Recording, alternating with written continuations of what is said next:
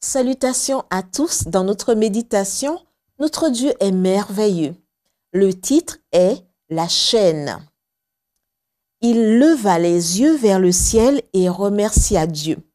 Il rompit les pains et les donna aux disciples.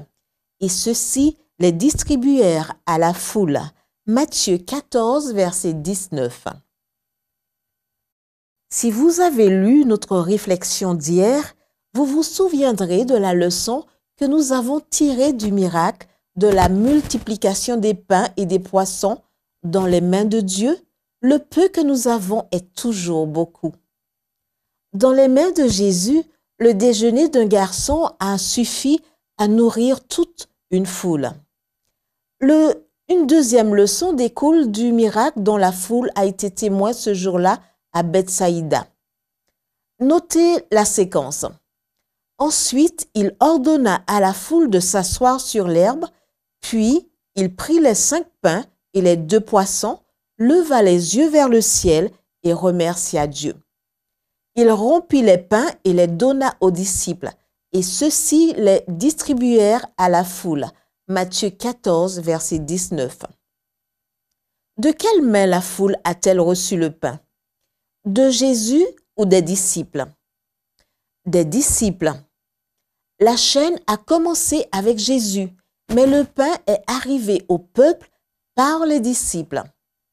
Ainsi, il leva les yeux vers le ciel. Tout a commencé avec la bénédiction du Père. Il rompit les pains et les donna aux disciples.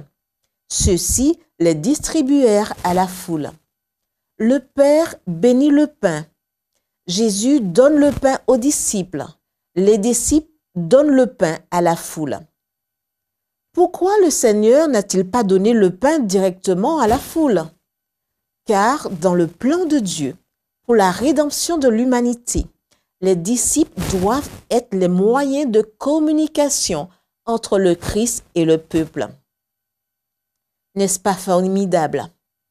Entre un Dieu compatissant et un monde affamé du pain de vie, il y a vous et moi. Par nos propres moyens, nous ne pouvons pas subvenir aux besoins d'un monde qui périt. Mais il y a une chose que nous pouvons faire.